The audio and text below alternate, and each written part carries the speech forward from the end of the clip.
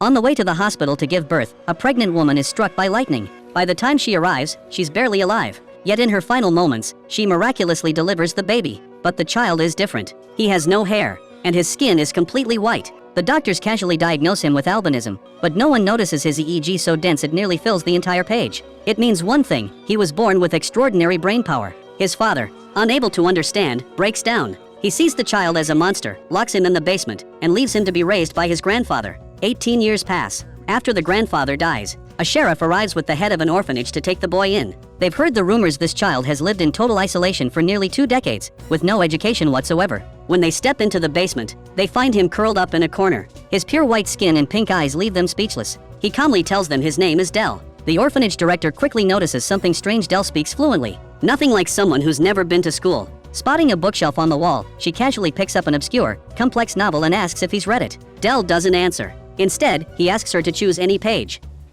216.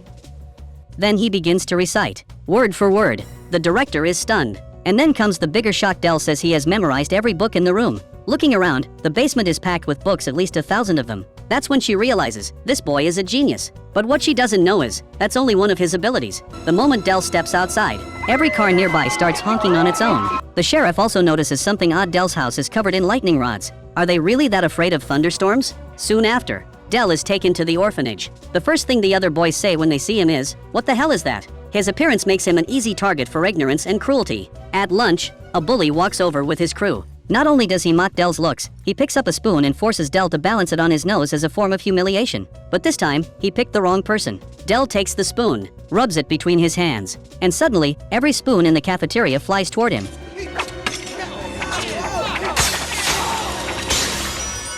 Everyone is frozen in shock. That's right. This is Del's second ability. He can control magnetism. Unaware of all this, the director takes Del for a school physical and gives him a pair of blue contact lenses before sending him off to class, hoping he can finally get an education and fit into society. But no one expected trouble to start on his very first lesson.